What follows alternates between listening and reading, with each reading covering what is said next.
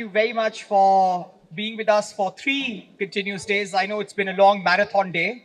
I'm also tired. but thank you very much for being with us here and for continuing these conversations. That is all what ThinkFest is all about, to have these conversations critical for our country and for the world.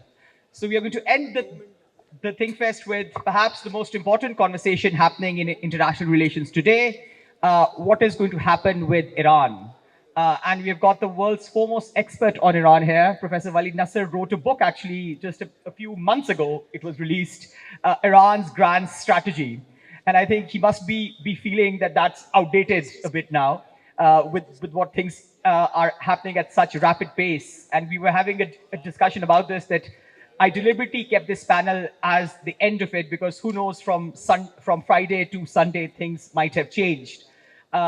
So we are here to speak to him about what's happening in Iran, the world, and how this might go forward. In conversation with him is Dr. Moeed Yusuf, who of course all of you know. He was a former national security advisor and is currently the vice chancellor of Beacon House National University. Again, if you want to talk about strategy and security, the best person in the country. So I'm very grateful and thankful to both of them for being with us tonight and having this very important conversation. Thank you. Thank you, Yaqub. Assalamu alaikum, everyone, and good evening. My job is the easier one here. I've been put into a position of having a conversation with an individual who knows Iran better than anybody in the world when it comes to analysis. So I'm not going to pretend. Professor Nasr, I'm going to ask and you're going to respond. That's the game plan. Let me first begin by thanking Yaqub and the ThinkFest for putting this together. I completely understand, Yaqub, why you did it at the very end, and thankfully we are here not discussing a war that is already happening, and hopefully it won't. For those of you who don't know, Professor Nasr is a professor at Johns Hopkins University in Washington, D.C. Prior to that, also served in the US government as a special advisor at the State Department to Ambassador Richard Holbrooke. Has written many books. The most recent one, if you haven't seen this, please pick it up on your way out from here, on Iran's Grand Strategy. But my favorite book in all these years is your seminal work on Jamaat-e-Islami in Pakistan. And you're somebody who knows Pakistan as well as Iran. What we'll do is I'll spend about half the time talking to Professor Nasr, and then we'll open it up and take your questions from the floor. So Professor Nasr, let me begin by asking you to explain a little bit of the basics. You know, unfortunately, we in this country, perhaps universally this generation, but we in this country have given up on reading. And so half of us will talk, including me, about Iran as if we know it like the back of our hand because it's a neighbor. But the fact of the matter is we have very little knowledge of what the country Iran looks like from the inside. So why don't I request you to first unpack Iran, the state and society. Is it really a monolith? The Ayatollah that we talk about, is that where the power is? Is it the military? Is it the Revolutionary Guard? Who should we be talking about when we talk about Iran? And perhaps also point out the similarities between Iran and Pakistan, which are way more than we give it credit. Please. Abhi to shuru hua hai. Yes, you should wait till you hear it all. You might not want to clap then. So let me begin also by thanking the ThinkFest and Yaqub and also Moeed for doing this session. It's really, truly great being in Lahore and being with this crowd.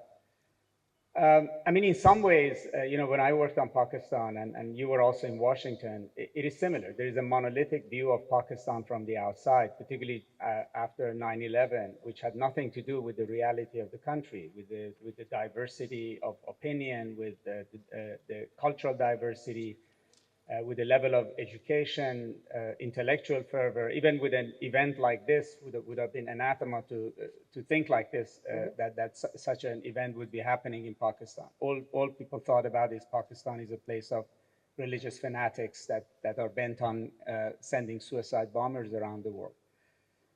So the way you position it is actually important. I mean, for many people in the West and also across the Muslim world, the vision of the Islamic Republic was forged in 1979 and very early on, and they still see it the same way. And fundamentally, Iran has changed over the past 47. Sorry. It's all. Just, I think for the past 47 years, Iran has changed in many fundamental ways. I mean, first of all, its population has changed enormously. Hardly any Iranian today is born before the revolution. Overwhelming majority of the population was born after the revolution. Most of the younger generation, that is from the 40s below, were actually born after the Iran-Iraq war, during a period of relative prosperity in Iran and after the revolution had really run its course.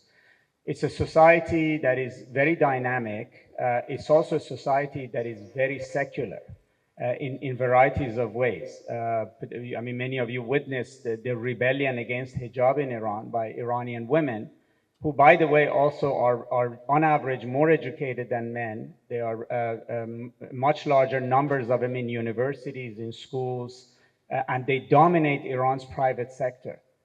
Up and down in the private sector, particularly because they're not allowed much room in the public sector. And so that even that picture of Iran, that a country that is ruled still by what we see as a theocracy, but in a sense, it's probably the most modern society in the Middle East. And I'm talking about not South Asia, but the Middle East. It's far more modern than any other Arab country in terms of its population. And perhaps only Turkey is similar to Iran. So if you travel to Istanbul or you've been in Turkey, essentially Istanbul is, or the culture, the vibrancy, the intellectual heft of Istanbul would be something you find in Iran. And then it's ruled by an authoritarian government, which came out of the Iranian Revolution. There are elections in Iran. There is a president, there is a parliament, but the ultimate authority in Iran rests with a structure and a leader who is unelected and unaccountable to the constitution, and ultimately is the final decision maker on the direction of the country. Now, what I find most interesting, and this is what I lay out in my book, is that Iran largely is not anymore about religion. Iran is a country that has been forged in 40 years of war with America. Hot war, cold war, economic war with America. This has not stopped literally from the get-go. It's a country that is organized around this idea of resisting America, not wanting to have relations with America, wanting to be independent of America, and to be willing to attain that independence from America at any cost. I mean, Iran, it's not really religion that is defining the thinking of Iran's supreme leader, in my belief. It is this war with America that is defining it. And at this moment where we're sitting, this confrontation with America has come to its head. There was a war in June in which Israel attacked the United States, and I have to say, Israel attacked the United States, but in Iranian thinking, Israel is the junior partner of the United States. The Islamic Republic always referred to America as the great Satan and Israel as the little Satan. It believes that Israel is doing the bidding of America. But anyways, the United States itself also bombed Iran for the first time directly, bombed this nuclear program. And then as we're talking, we are expecting imminently that the United States is going to attack Iran again. President Trump has pretty much said so, that he's amassed the largest armada in the Middle East, and he may use it at any moment. So that 47 years of confrontation with America has reached its apogee. The other trend is that by and large, the majority of the Iranian population does not support this policy anymore. And this has sort of been a declining curve. At the beginning of the revolution, the population was supportive of confronting the United States. But over time, more and more of them have basically no longer see the logic of this and no longer want to pay the cost for it. And this massive uprising that happened in Iran right at this time really had to do with this. It was an economic uprising, but it was a response to the economic cost of isolation and economic cost of this confrontation. And so the Islamic Republic, as we see it now, is being defined, if you would, by and large by this fight, and by and large by the fact that the population essentially wants the country to go in a different direction, and it no longer subscribes to the policies that were there. Now, within Iran, I just would say end with this, Iran is not a typical authoritarian government. It's not a one-man rule.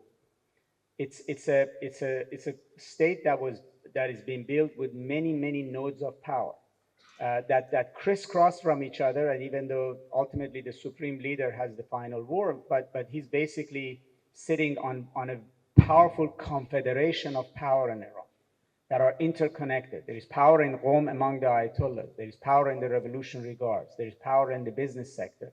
There is power in the political class. And they all interact with each other and have great deal of autonomy and independence, and yet they are, in a federated sense, under the supreme leader. And so yes, the supreme leader provides the direction of the country, but Iran is much more sort of amorphous and diverse than just that vision. Okay. Let me ask you, or provoke you a little bit. So you're telling us that majority of the population, or younger population at least, does not want Iran to keep going in this direction of isolation. There are costs, there are economic sanctions. For those of you who go to Iran, you can see it. But is there another perspective, which is that here is a country, for better or worse, chose a direction for itself, has been boxed in every single way it could, has been sanctioned to death, even when it's made agreements with the West and done what was asked for, sanctions have remained, in fact, gotten worse. You've got a Middle East where Iran is competing with virtually all countries. How do you govern such a country? How do you get them out of that economic morass? Is it that simple that people would just say, take another direction? What direction is that going to be? Well, I mean, everything you say is correct. I mean, there's a 10-15% of the population in Iran which is still very attached to the vision of original revolutionary vision of getting independence from the United States, pushing it out of the Middle East, having nothing to do with the West. But the rest of the population, the opinion is much more complicated. In other words, there are people who believe that the United States is at fault. Their attitudes towards US imperialism may be very much like Pakistani attitudes about the United States, Brazilian attitudes, US is a bully, US is imperialist, US is unfair, varieties of things like that. But then the argument is that other countries are not paying the price that Iran is paying for these opinions. And also that they think that perhaps there is a different way that their government can manage this. For instance, every time the question comes up whether Iran should negotiate with the United States, even within the government in Iran, within the parliament, within the leadership in Iran, there is a segment that says we should sit down and solve all of our problems with the United States. Only about 2 weeks ago, the former Iranian Foreign Minister Javad Zarif and the former Iranian President Hassan Rouhani openly said Iran needs to sit down at the negotiating table face to face with the United States and solve its problems and set aside this charade of we won't talk to you face to face, we won't sign a deal. You can't solve the problem of the country without actually directly negotiating. And these are not people who would be pro-American. These are people who are actually within the system itself. And then among the public, they basically have reached a point of saying that last year in Iran, December 24 to December 2025, the Iranian currency lost 84% of its value. The food inflation in Iran has reached 72%. For the first time since World War II, there is actual hunger among certain population. I mean, there is a certain segment of the population that no longer can afford to eat meat or eat meat more than once a week. There are serious shortages in Iranian economy. And so under that kind of a pressure, there's a growing number of Iranians who say that the job of the government is not to wage war, kind of a global jihad against America, Its job is to feed us. And you have to figure out how you're going to solve this problem. And so there is less and less support for the idea of resistance at all costs and to the end. And some of the protests may be explained by that. But let me ask you, what in your view is the US and or Israeli end game? What do they ultimately want? Are they on the same page? And if not, who's driving who? What would be an ideal scenario for Israel in Iran, and what would be America's take on that? Well, I mean, from looking at it from outside and just sort of completely looking at this as if you're looking at a chessboard. In other words, what the other side sees. So for Israel, Iran had become its biggest adversary for a long period of time. If you looked at it, it's been some time that Israel really doesn't have an Arab adversary. There's no Arab country that is at war with Israel. Those who have large militaries on Israel's borders have already signed the peace treaty. Those who are farther away and may normalize, may not normalize, are not really a threat to Israel in the sense of militarily. The only threats to Israel have, from the Arab world come from small groups like non-state actors like Hezbollah, Hamas, and Houthis, which Israel believes can only do that because Iran supports them. So the only country in the region, in their view, that is still hostile to them, that is still a threat to them, is Iran. So in a very classical sense, you have a kind of you had a Cold War sort of power relationship where Israel saw Iran as the final only major threat to it, and actually as the source of the Arab threats that it confronted on its borders. So it's particularly after the attack of October 7th, it became obsessed, or it committed to the idea that this has to end. And it was successful. So first it crushed Hamas effectively, then it decapitated Hezbollah, then Syria happened also to fall in the middle, and then it believed that now he had an open path to actually take the war to Iran itself. Israel cannot conquer Iran. They don't even actually share a border. They're not going to fight with tanks and artillery. So for them, the best outcome is A, that the Islamic Republic would fall. In other words, the government who's made it its mission to fight America and Israel will no longer be there. And secondly, ideally, perhaps that Iran would be weakened as a power, as a country, that it would become a much more of a non-factor going forward.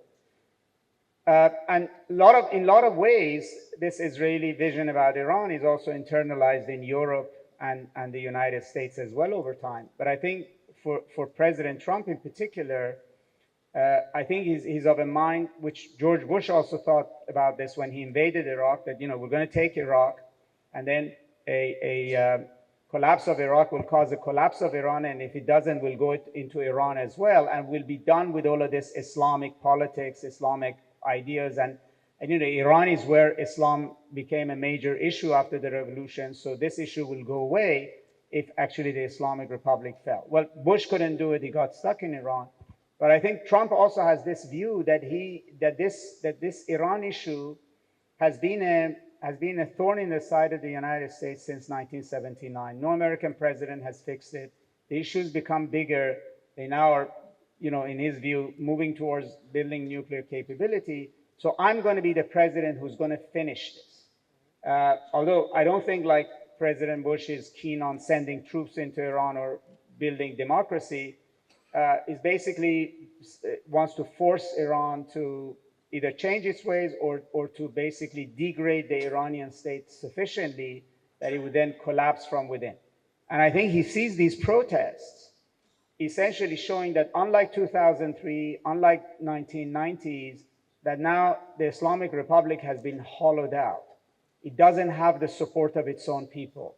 And a state that doesn't have the support of its own people really is vulnerable. In other words, it's just a leadership military shell, and it's not the same Iran that they confronted in the 80s and 90s.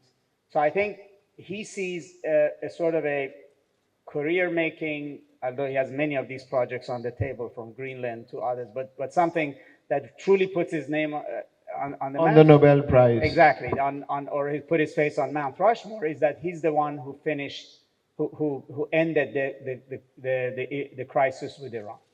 Well, then the obvious next question is 12-day war, the regime is still there. Trump actually pulled Israel back, said it publicly that I pulled Israel back. What happened? So, and this is again a very good question, that now that America is contemplating war, and just like it contemplated war in Afghanistan or war in Iraq, wars don't go necessarily the way you think, and just counting how many missiles and how many bombs you have. So Israel's attack on Iran was quite devastating. I mean, in one night, in a major intelligence coup, which was very parallel to what they did with Hezbollah, they killed about 30 Revolutionary Guard commanders. I mean, literally the top command of every one of Iran's major military units was eliminated. They killed nuclear scientists. They attacked numerous military sites, missile sites, etc. And their expectation was that, first of all, that the Revolutionary Guard would collapse. I mean, any military whose top 30 commanders are killed would collapse and would not be able to fight. And that, given that they knew that the Iranian public is very angry, they had carried out that anti-hijab women life freedom movement, that they would rise up in rebellion, saying that the state is weak, and then the Islamic Republic would largely collapse. This didn't happen. I mean, first of all, the Iranian public did not rise in rebellion. They decided at that moment that not that they would support the government, but that they would not support an invading military. And they didn't do what they're doing right now. There was a massive protest. If something like happened in January 8th and 9th had happened in June, more than likely the Islamic Republic would have fallen. So that calculation did not happen. Secondly, that the Iranians were proved capable of immediately starting launching missiles at Israel, and this was quite a surprise. And Israel was not able to end Iran's missile barrage, and began to, we ended up in a situation where towards the end there was a race as to whether Israel would run out of interceptors or Iran would run out of missiles.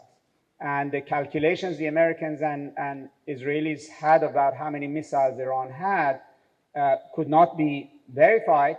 And there is an economy to missiles. Every Iranian missile, might cost $200,000 for Iran to build it, requires $20-30 million of interceptors and THAAD missiles to try to intercept it. So President Trump intervened, and I think he intervened because, first of all, he was getting nervous about where this war is going, particularly after an Iranian missile hit Tel Aviv with devastating impact. He probably thought that this war could get out of hand. I mean, Israel, after all, is a nuclear-powered country. There's always a next-level escalation. Just like when India and Pakistan go to war, there's a few days you could say they can hit each other, but there's a point at which you would say that things can become something else. So there was that moment, I think, in the case of Iran-Israel confrontation. And also, largely, I think he had not initially given the green light, thinking that this war would last 12 days. And he saw that the Islamic Republic is not falling. This is becoming more complicated. So he intervened. America intervened that time for only 45 minutes. That was the length of the American bombing of Iran. They hit all the nuclear sites. And then President Trump basically said, well, I obliterated all the nuclear sites, so there's no reason to continue fighting. So, in a way, and it was a bizarre outcome, because Israel claimed victory, but it was not the victory that it had sought. Iran was not defeated, and the war was inconclusive at some point. So you would have to think in June that this is not done, that at some point this war is going to resume, and we're exactly at that point. So if we were sitting here next Sunday, would we talk about the war that's happening or the war that still isn't there? Well, I think the chances of something happening is actually quite high, largely because if you looked at the amount of military power the US has amassed in the Gulf, in the Persian Gulf, and then also the language President Trump is using, that, you know, something may happen. I hope I don't have to use it, but I may use it, is obviously very telling. But on the other hand, you know, we were very close to the United States attacking Iran last Wednesday, and it didn't happen. And some of the reasons why the United States decided not to do it are still there, which is this war can get out of hand very quickly. So, you know, I think I think there's a number of scenarios. There may be a back channel that is open, and there might be some really tough negotiations happening. There is a scenario in which the US decides to not attack Iran, but to squeeze it economically even further, not allow it to really sell oil, try to interdict its tankers, fully well knowing that Iran is economically now very vulnerable, and that there might be another protest, and things may get ugly that way. The US may decide to strike Iran in a much more limited way, and particularly try to kill the Iran supreme leader or a group of the leadership with essentially having a Venezuela scenario. In other words, remove a set of leaders in the hope that the rest of the regime would then be willing to negotiate. But, you know, the Iranians have also threatened that they may attack. At this time, it will not be symbolic, that they would hit America directly. They may hit the other installations in the Gulf. They have told other Gulf countries that any attack that comes from their territory would make them a target. If the US hits Iran's oil facilities, they've said they would hit Gulf oil facilities. So this could also, under certain scenarios, escalate into something much bigger. So I don't know whether I believe this myself, but let me put a proposition to you, which may, if you're on the chessboard and thinking of wargaming this, which may make the Islamic Republic somewhat more secure than most think it is right now. Number one, the fear of the unknown.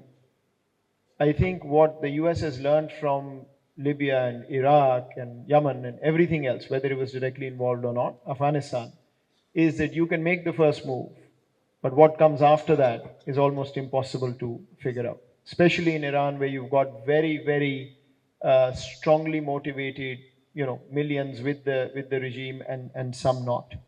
Second, this is ironic, but the Arab countries, our brothers in the Gulf, if the Iranian regime is going down, is it going to spare the UAEs of the world? Is it not going to look at the Saudis of the world? So why were the Arab countries counseling restraint very recently when there was a threat to war? President Trump, for all one may say, is not a man who wants boots on the ground anywhere. He's actually shown this in his first term, in his second term. So, you know, my sense at this point is the fear of the unknown may actually hold everybody back from testing this and perhaps finding a back channel, perhaps finding some other ways to do this. Because if you signal to the Islamic Republic that you are done and gone and this is it, then every single missile they have will have to be used for their preservation. I agree with you, and I think that perhaps all of these was reasons why President Trump on last Wednesday backed off. In other words,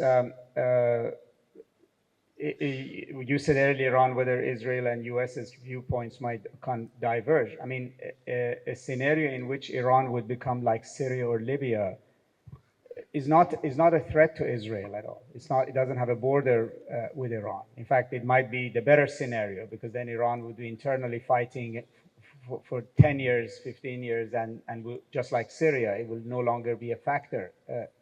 But for the US and for the Arab countries of the Gulf, that is actually a massive headache. It's actually worse than the Islamic Republic they've been dealing with, because right now there is an address in Tehran, you can deal with it. But if Iran collapses into chaos, into civil war, into factions, then they're dealing really with the unknown. Then the Gulf will be unstable for a long period of time. in a way that might not mean that you and I will see it, but the way in which investors will see it, right?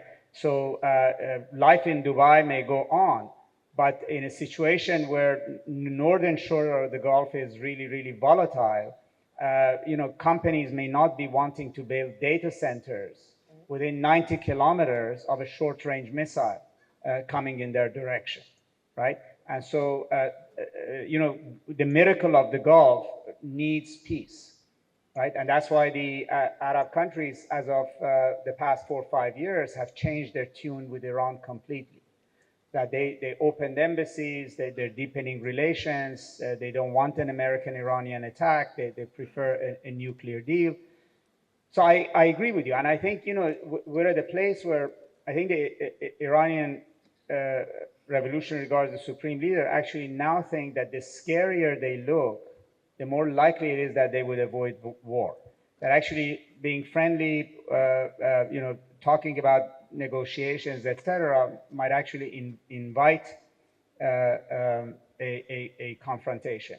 But in reality, everything that you said is now we're at a place which none of it is inconceivable. One or two things can go wrong in calculation, or we may very well end up in the scenarios that you were outlining. So let me ask you a couple more things, and then we'll open it up. Is there a post-Maduro vice president alike waiting in Iran that could take over if something were to happen and recreate Iran's foreign policy to the extent that the US is able to work with it?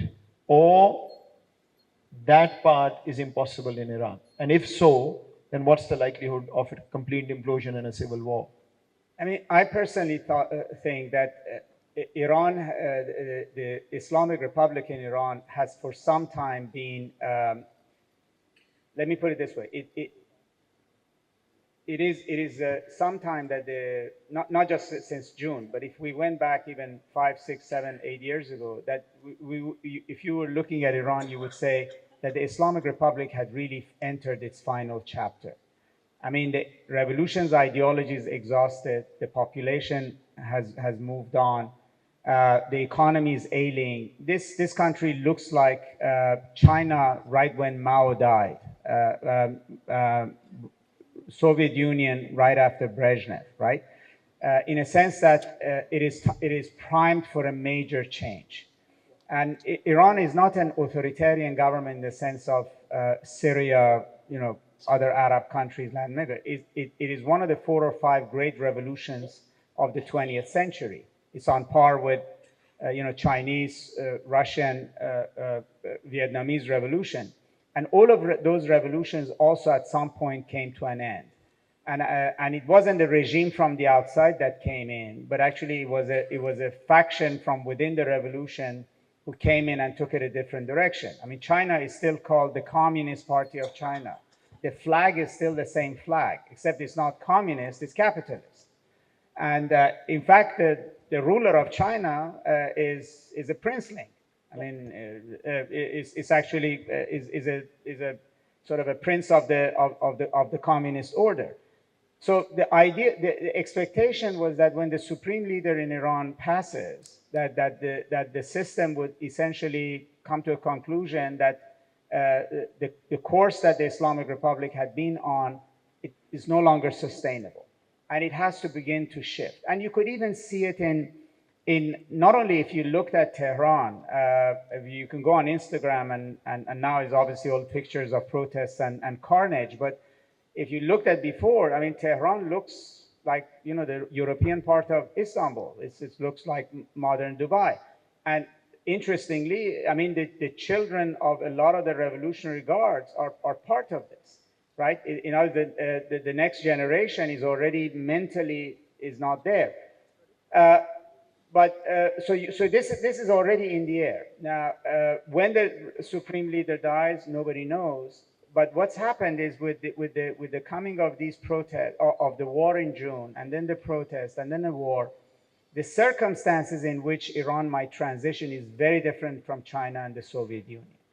And if the supreme leader is killed, or if there's enough pressure put on Iran to push him aside, it's going to be very, very different. But I think that the process is not different. In other words, there will be an alliance within the existing regime from the political class, the clerics in Qom, revolutionary guards, security people who will want to fight to the end. And then there's another faction who's going to say, we need to basically reorient. We need to look in a different direction. I mean, before these protests happened, I wrote a piece. I said, Iranian people are waiting for their Deng Xiaoping.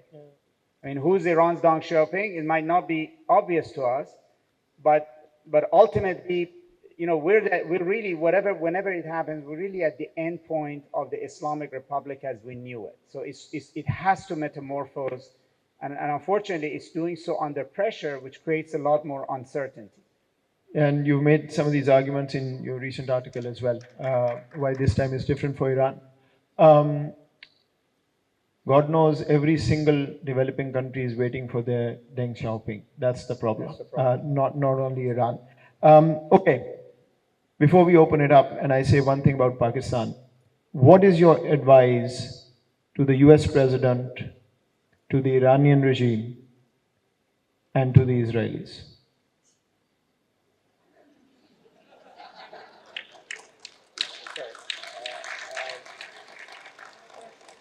One piece of advice each will be enough. Well, the difficulty of answering your question is that each of them has a very different interest in here, right? So each of them, I mean, if somebody was sitting in Israel's shoes, would say, your greatest adversary is weak. This is not the time to take off your foot off the gas. You have to see it through. To the US, yes, it's very attractive to think that you could finish off Iran, but President Bush also had that same attractive vision about how he's going to end Islamic radicalism by bringing democracy to Iraq. That the US has to be very careful in terms of disturbing a sort of a hornet's nest, in a sense, in Iran, in the hope of something better coming out of it, and then ending up with something far worse. I mean, and to the Iranians, I think the key issue, I mean, it's the people of Iran, and then there is the government. They're also at a historic moment. I personally, as somebody of Iranian heritage, Iranian would say, I fear for the fate of the country itself, not the regime, not just the people, but when you look at what happened to Syria, what happened to Iraq, what happened to Libya. Yes, we could sit there and say Iran is a civilization, nothing will happen to it, but that may not prove true.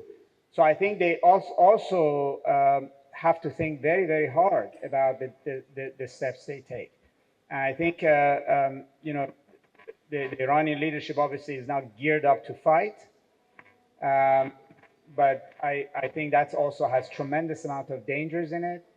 And I think if there was a circumstance in which there would be a way to de-escalate and then see a process of change after this would be the best outcome for Iran. Now, I would say that the existence of the United States or the existence of Israel is not at play at this moment in this war, but the existence of Iran is. For Iran, the stakes are a lot higher, and it's much more dangerous for that country. Thank you. Let me say just a word or two about Pakistan. As I was walking in, a few people caught me and said, we want to ask you about Pakistan. So before you ask and take Vali's time, I'm just going to say a couple of things on where Pakistan stands, in my view. First of all, those of you who don't study Iran or know Iran well, do read up on the country, because it's very different in many ways, but it's very similar to us in other ways, in terms of a very complicated civil-military kind of relationship, in a way that what you see on paper is not how Iran operates. Economic oligarchs, elite capture of the society. Not everybody in Iran is struggling. Some are doing fantastically. the idea that the elite actually have 2 feet abroad and half a foot if there is a third one in their own country. All of that is fairly similar. But for Pakistan, there's a dilemma as a neighbor, right? The intuitive thing to say is we don't want another war on our border. We don't want instability on the border. We've also had a fairly on-off relationship with the Islamic Republic over the years. At the same time, Pakistan is desperate to see Iran open up to the world, for the sanctions to be lifted, because still Iran remains boxed in. Our entire western flank is pretty useless. Afghanistan is internationally isolated. Iran is isolated. We don't have a conversation with India. So we're completely boxed in geographically. And Iran is one opening that we can benefit from. So on the one hand, we do want to see the kind of opening, whether it's with the Islamic Republic. I think that's still the preference because the fear of the unknown is huge. Second, I think we have terrible memories in this country of being a neighbor to a superpower that came in twice for a decade at a time and tried to fix a problem next door. So an Iran that falls, collapses, and then becomes a satellite state, I don't think many are enthused by that. We also have a sectarian question here. So for Pakistan, I think it's hope against hope that nothing untoward happens. The Iranian state gradually morphs into something more open and more acceptable to the world, both in the Gulf and the United States. But obviously we have zero say in this, apart from trying to convince the United States not to take the step that many fear they might. And so, we have to watch this very carefully, and in some ways, we are in this unfortunate position that regional wars around us have created massive fallout on Pakistan. So we're wary to say the least. Let me open it up. I can't see any of you. Are we going to have Let There Be Light or no? No. Okay. So then the ones in front are in business. The lady here, please. Yeah, I can see hands, but we'll take one here. We'll take the lady here in the second row. I can't see the back, unfortunately. I'll come to you. And the third lady here. Let's start with 3 ladies for a change. The revolution in Iran, and before that, the monarchy, and before that, starting from Mossadegh and all those people. Do you honestly feel that the protests that are going on are indigenous, that they started by themselves? Because for the last 2 or 3 years, we've been seeing things exploding in Sri Lanka and Bangladesh and Nepal, now Iran. And in every one of those places, a very easy to manage government has been set in place. Okay. So we wonder if this protest, this time of protest in Iran, whatever is going on, is it actually indigenous? Is it the Irani people on their own, or has there been some kind of secret, hostile inciting? Thank you. Lady there, right here. And if you could please make your questions short. We have behaved ourselves. We've 20 minutes, but we want to get the maximum number, please. I just want to know how popular is the Pahlavi family in Iran currently? Because what we know from media, the person, already being prepared is, the young prince. Sure. So I just want to know the popularity level of that family in Iran and acceptability. Right here, please.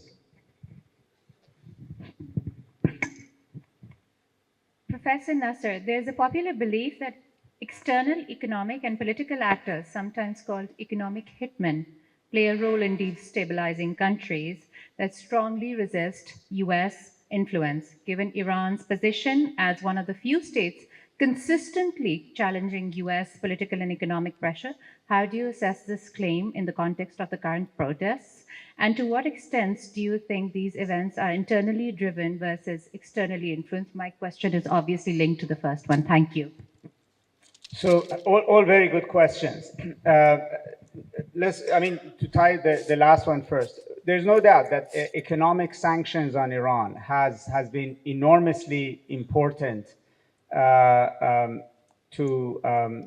the anger, popular anger to inflation, to all of these things. I mean, those who dislike the Islamic Republic for cultural, political reasons Some of them are very affluent. That doesn't impact them. But Iran is the most sanctioned country in the world in terms of the severity of sanctions, particularly since 2018, and a country that has been sanctioned the longest. In fact, wrote a book about this with a group of colleagues. It's a model case about what sanctions can do to a country. Sanctions not only brings poverty, sanctions bring corruption, sanctions empowers security forces, sanctions skews an economy. I mean, sanctions does all sorts of other things as well. And I think the Iranians are very, very aware that what they're facing is caused by sanctions. But they've reached a point that they don't care whether the US is the culprit or not. They basically are saying, go fix it. Go sit down on a table and fix it. Find a way to lift the sanctions. In other words, it's a fundamental demand of your government not to follow a policy that then brings whatever bad, ill-meaning outsider to put pressure on you, put their neck on your throat. Your job is actually to provide to them. And so the dilemma that the Islamic Republic had during these protests is that the population is not willing to tolerate hardship just because the government wants to basically hold the position that we are resisting the US more than any other country in the world. In addition, that under sanctions, there is now enormous amount of income inequality in Iran.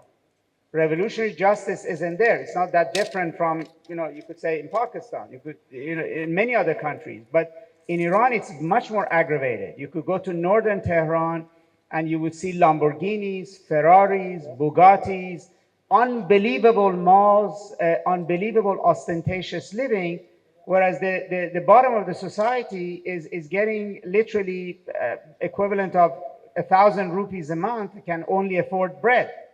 And there is enormous unemployment, and food inflation in Iran is now about 80%. 80%. Every month the price of food goes up. And so that aggravates it. And there is also enormous corruption in Iran, which is, again, it's not something that is alien to other societies.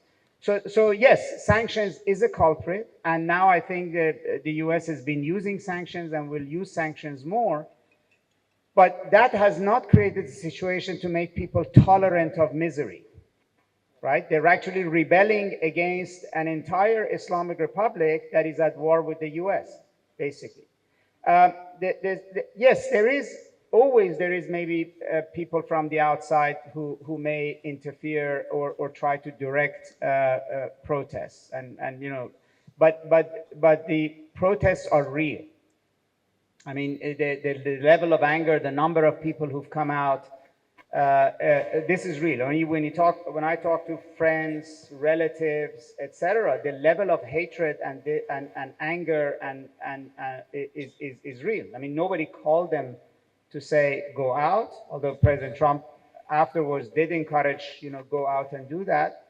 But and yes, they would tell you that there are people who try to make protests periodically more violent or push it in a different direction.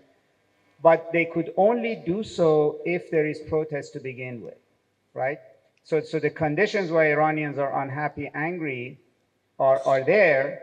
And I think you have to take that as real. Now, it's an irony. I would say the two most popular men in Iran are the former Shah and his father Reza Shah. They're enormously popular in Iran. Iranians now believe that the Shah's period was the golden era of Iran, and it's very simple, because they were well-fed, they were rich. Their passports were accepted everywhere. Their currency was highly valued. Yes, there was authoritarianism. They would be thrown in jail, but that's happening now as well.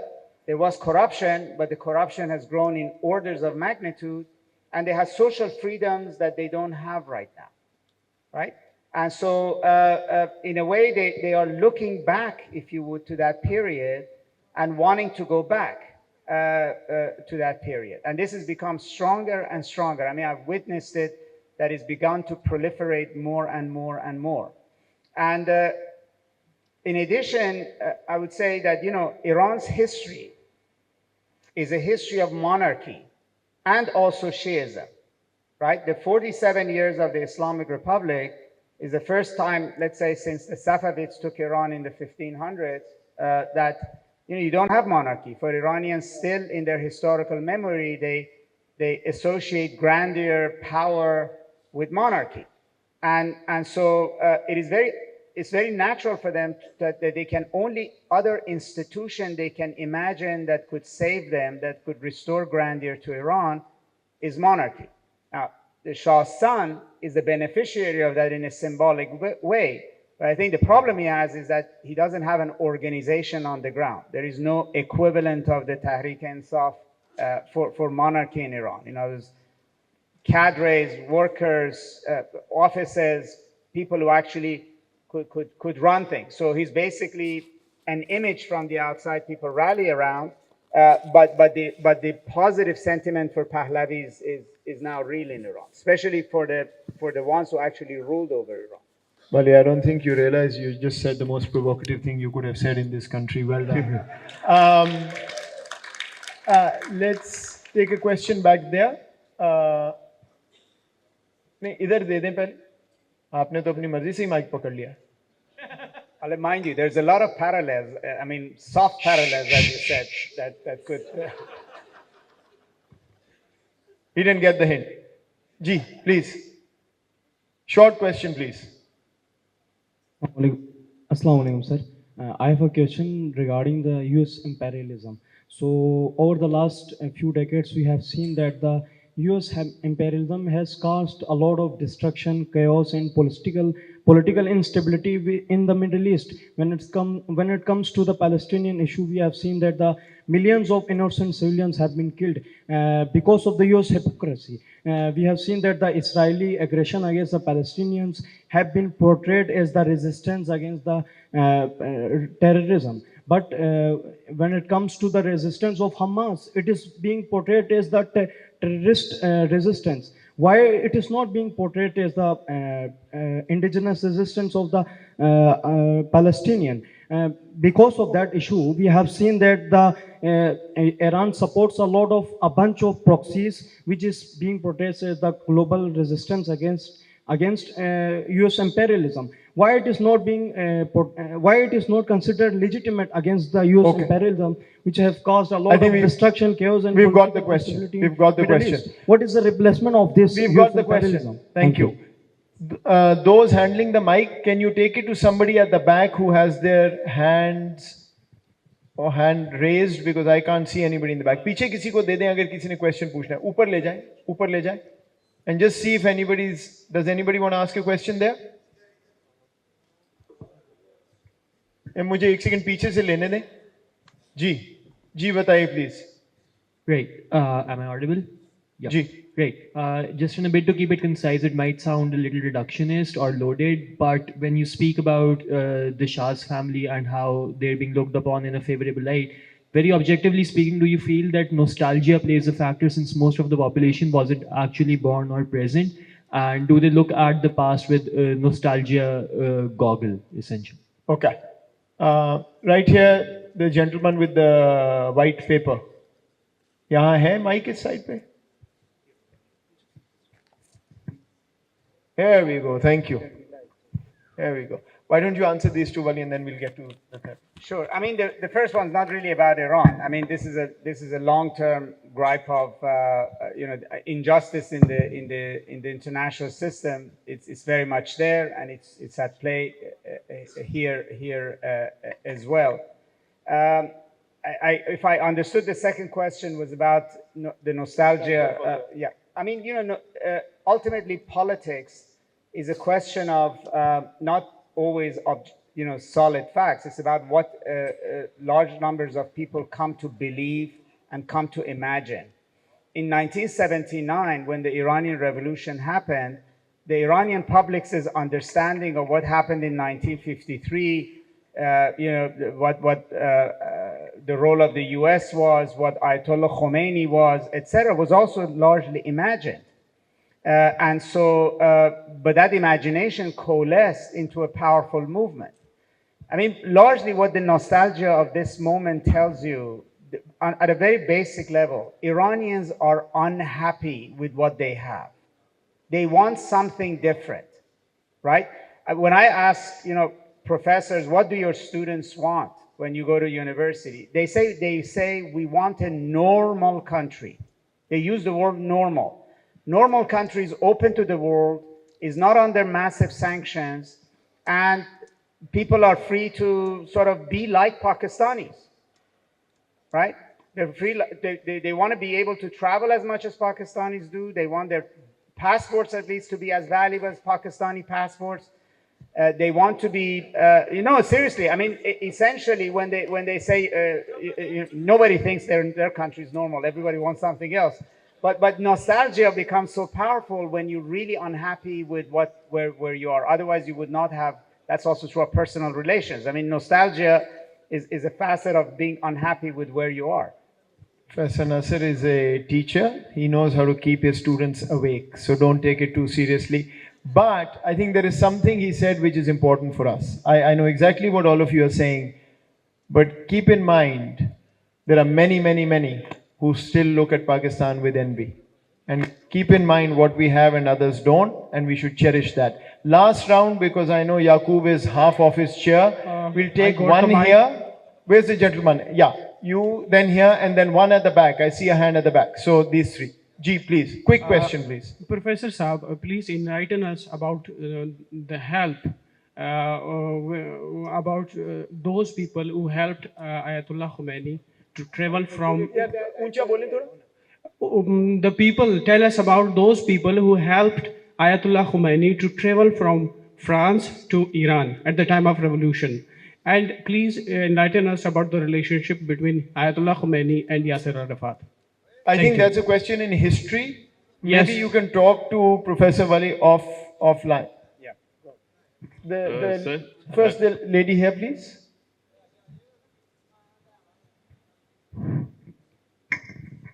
Thank you so much. Professor Nasr, my question is that Iran being a theocratic state, when it comes to dispel the Western influence, to what extent the motivation is to protect the faith in Iran? And in case of the dismantling of any of this Islamic government, I mean, what will be the formation of a future government? And a huge question is about the sectarian issue. So how that sectarian issue will be settled down. Thank you. Yes, the question there at the back.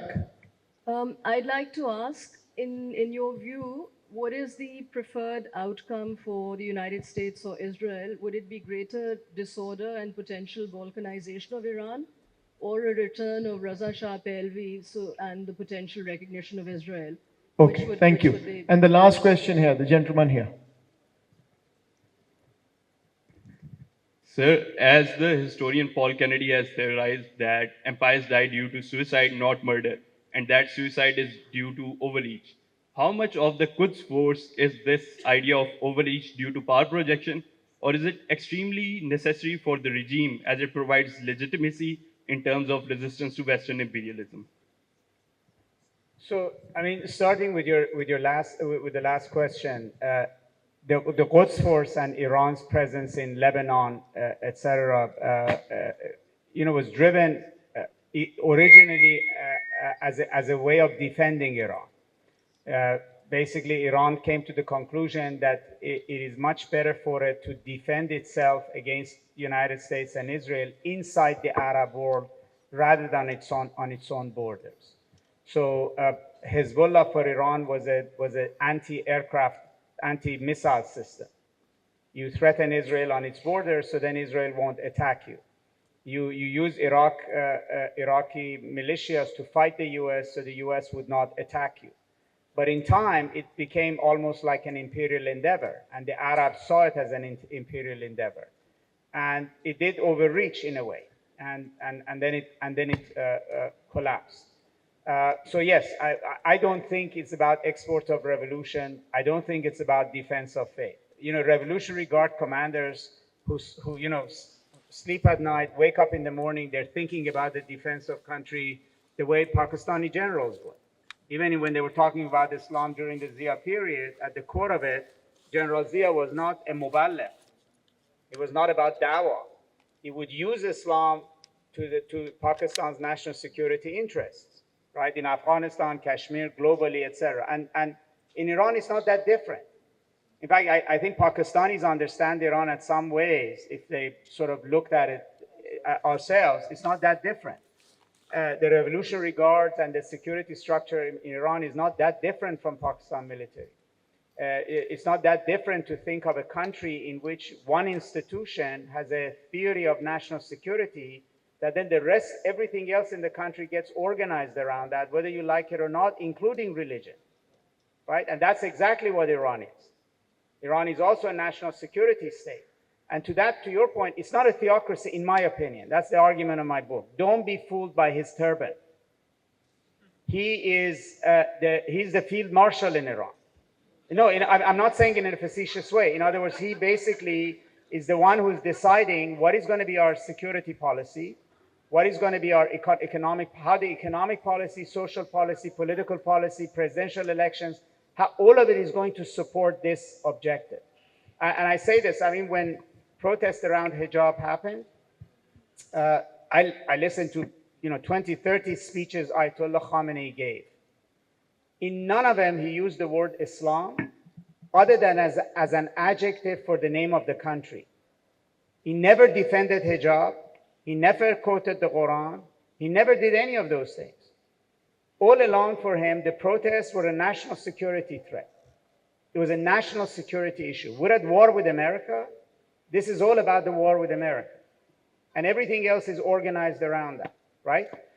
So, the language of the government in Iran is Islamic, but that's as meaningful as thinking the fact that under Zia there was talk about Islam. It really meant that substantially the function of national security in Pakistan was different from Ayub Khan or is different from now. There's that continuity. So that's the case in Iran. And to the extent that there has been exhaustion in Pakistan or pushback against this, that's what you're seeing in Iran at a much greater level, right?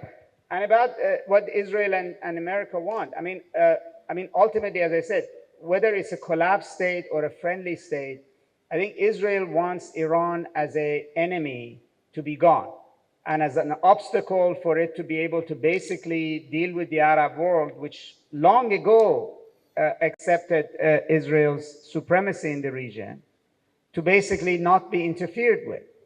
And as far America essentially wants Iran basically to be like Egypt. I don't mean necessarily run by a dictatorship, etc., in the sense of how Egypt went from Nasr to Sadat.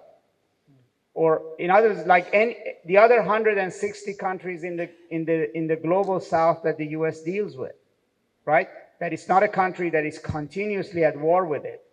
And in many ways also American opinion about Iran is not only shaped by Israel, it's also shaped by Arab countries in the region. It's shaped by Saudi Arabia, UAE, Qatar, Oman, Kuwait. All of them also want Iran not to be, they don't want chaos, they don't want war, but they also don't want a state that is continuously at odds with them. They want Iran to be like Turkey, right? That's ultimately what they want. Thank you. As I thank you, may I request Fahad Hussain to please join us on the stage. Let me just say two things, because there are a lot of students here always. What you've heard today, and I started by saying that there isn't any other person in the world who can explain Iran better in objective terms.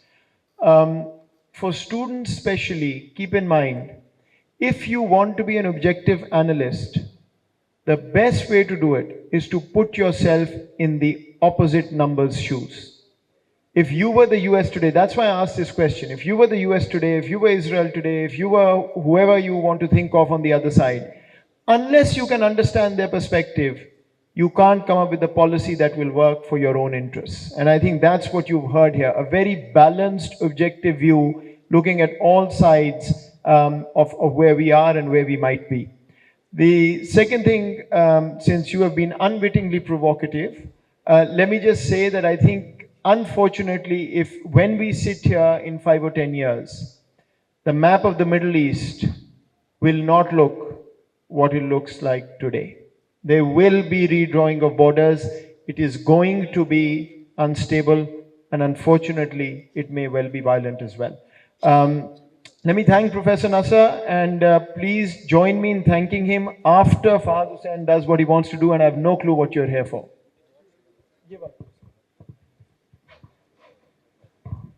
Thank you very much. My name is Fahad Hussain. We are actually, this is the last panel for the ThinkFest. So हम सबने बहुत सारे 3 दिन panels enjoy किए हैं. Amazing guests, amazing discussions. हर साल ये ThinkFest जो है वो बेहतर से बेहतर होता जा रहा है. और ये जो 3 दिन जो इतनी ज़बरदस्त एक्टिविटी हुई है,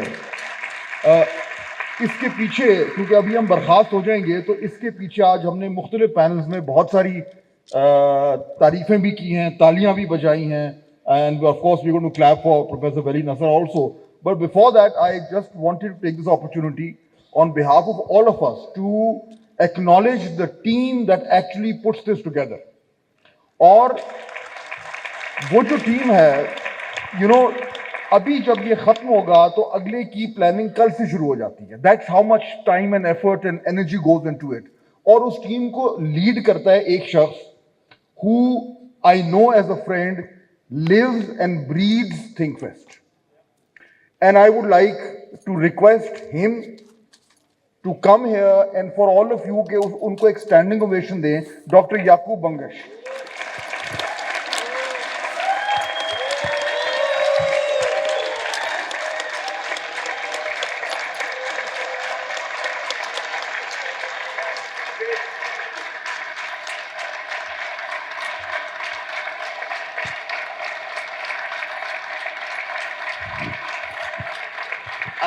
Of course, ThinkFest is great because we have great thinkers like Professor Vali Nasr. So thank you so much for coming, and thank you all for coming. I do want to acknowledge again my whole team and also the volunteers from different schools and universities that have helped us today. See you all next year.